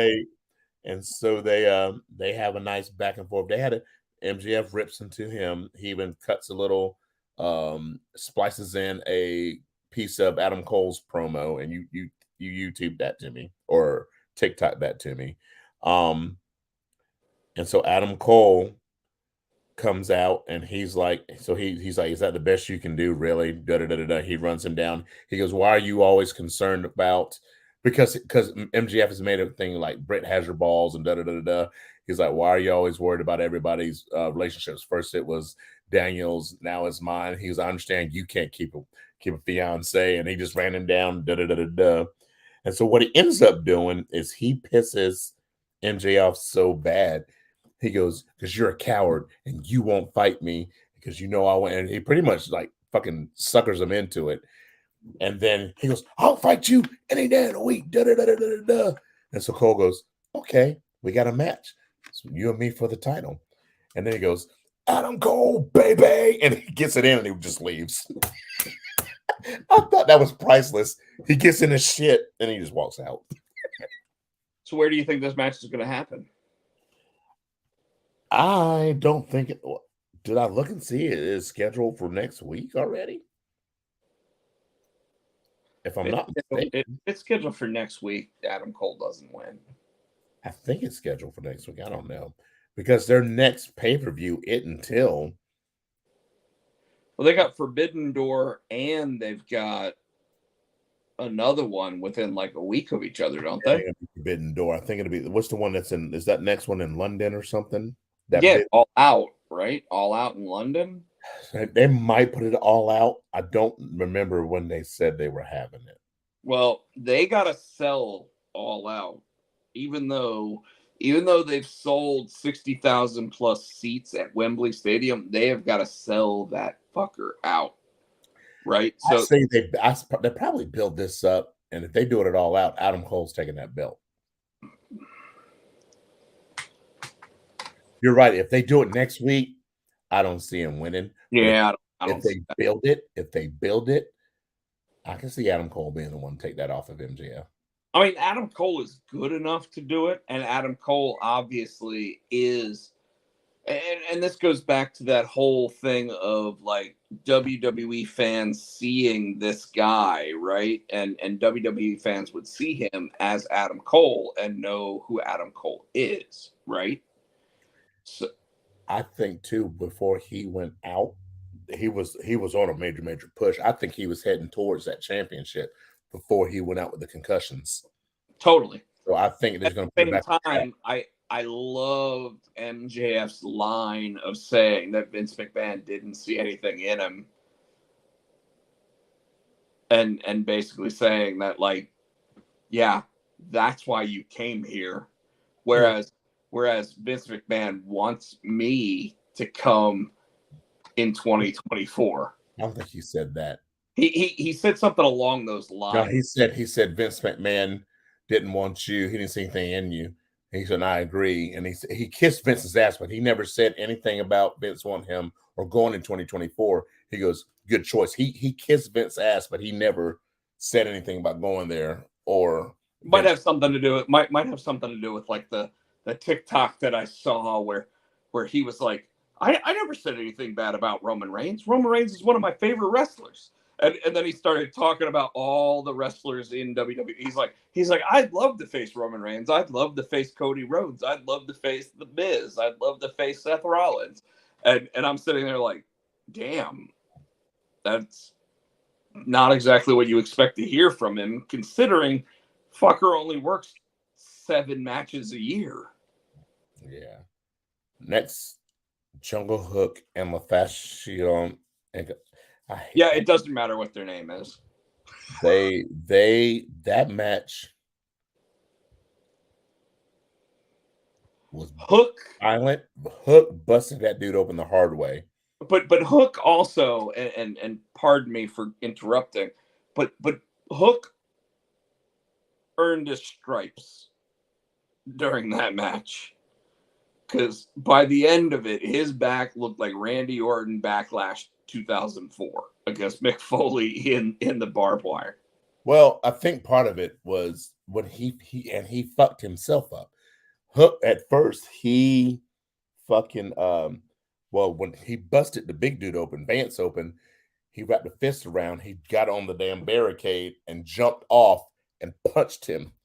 That was a hard way because dude got up. He didn't have a chance to blade. As soon as he turned around, it was like gushing. It was gushing. And the way Hook fucked himself up, he hit him with that T-bone suplex on one of those tables. He went off the apron, and I think that's where he fucked himself up. Oh, dude, his back was jacked up Yeah. after that T-bone. But it looked like there's no way that his back was that jacked up before that T-bone. So he had been jacking himself up the entire match. Yeah.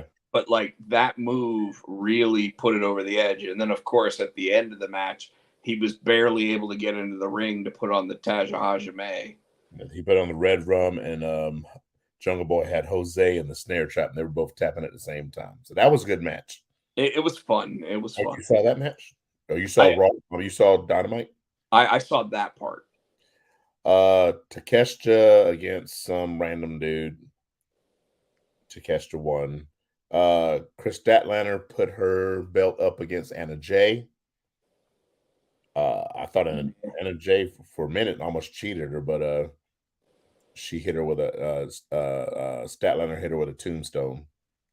Yeah, no way Statlander's gonna drop that belt this fast after it took that long to get it off of Jade Cargill. Oh, yeah. I'm wondering if and they keep showing Taya Valkyrie backstage, so I'm wondering if she's the next one in line to get that belt.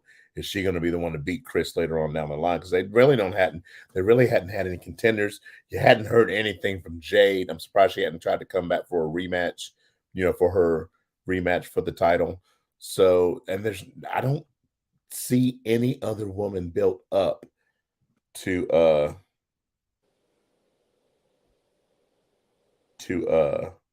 face her. Sure. I completely This is after that match. Hey, what's up, players? This is Holla Holla Long, and right now we're getting ready to have a six-pack. I don't know why it's still going. I can't stop it. It's not letting me.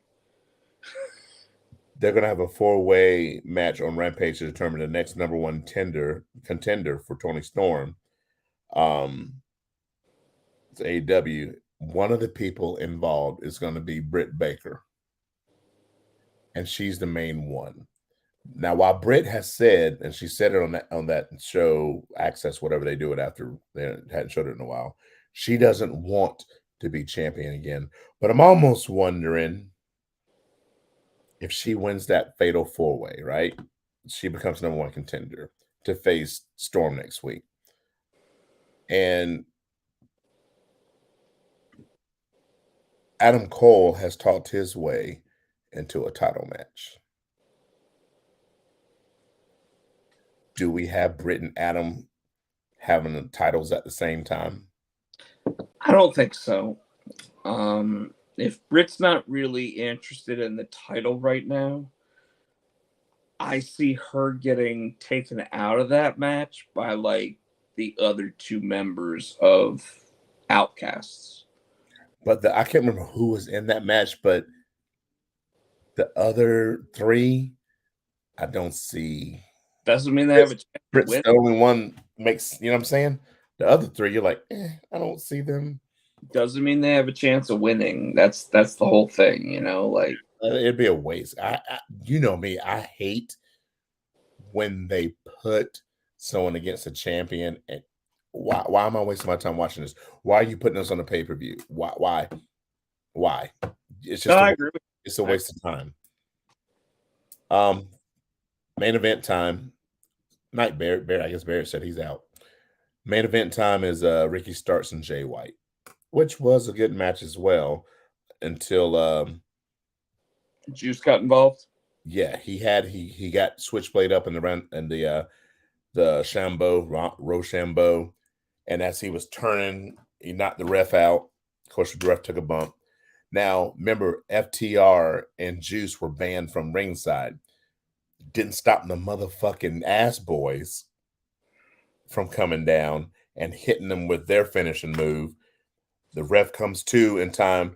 So, and then Switchblade rolls, instead of pinning him, picks him up, hits him with that Switchblade, and then pins him. Does this mean that the ass boys are now part of Bullet Club? That's what I was thinking. And they were weakly saying, like, they were like, oh, because they lost the belts to FTR and Ricky is, associated with FTR. But I thought the same thing. I'm like, are they part of Bullet Club? Because they're the Gun Club, part of the Bullet Club. Well, I'll go ahead and say this right now, and I know that you want to get off of here. Obviously, we've been on almost 2 hours, so we need to. This would be a decision where if they got into the Bullet Club, right, that I could see Billy Gunn leaving the Acclaimed to join back with his sons to take over leadership of the Bullet Club. Switchblade is not going to let him take over leadership of the Bullet Club. He wouldn't have a choice when you're talking about a dude with 30 years experience in pro wrestling. I'm just saying I could see where the 5 of them could end up becoming the AEW Bullet Club. And I could see Billy Gunn being part of it.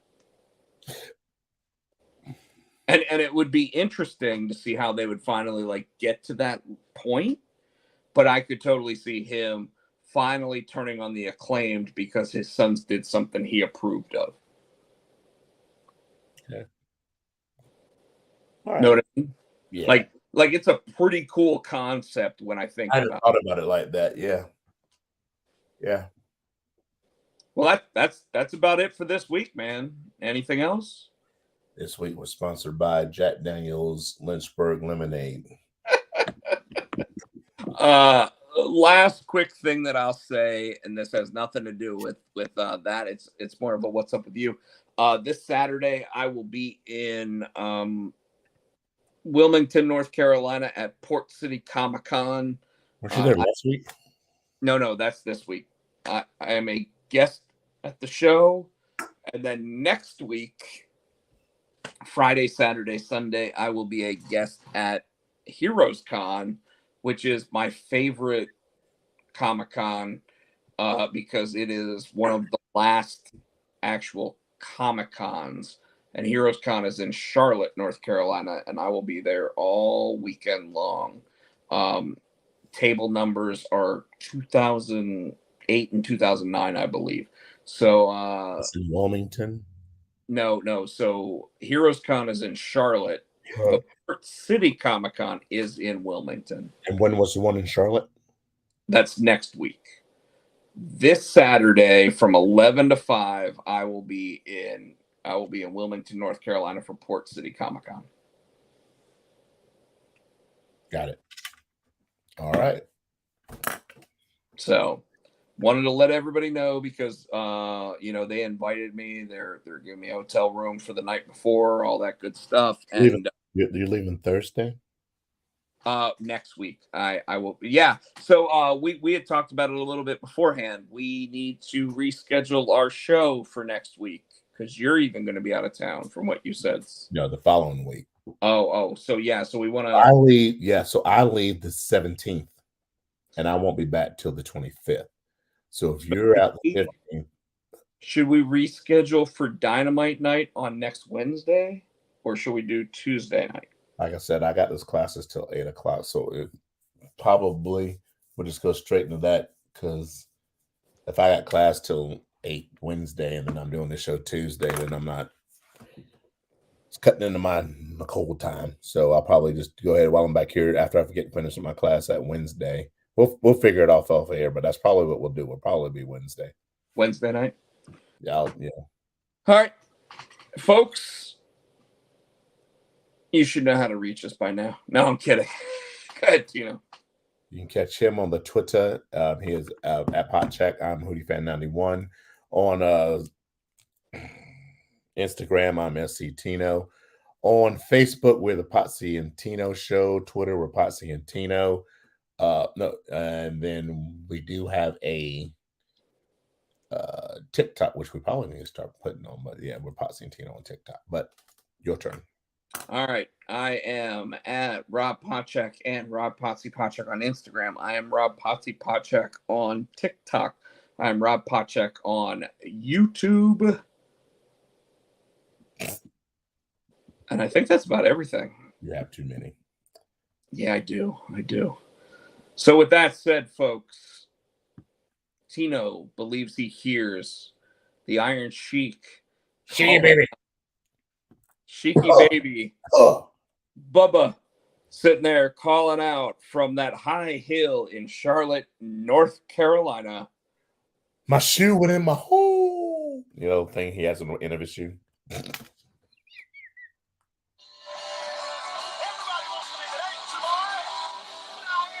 Loaded boot. The Nature Boy, Lacey Evans' baby daddy.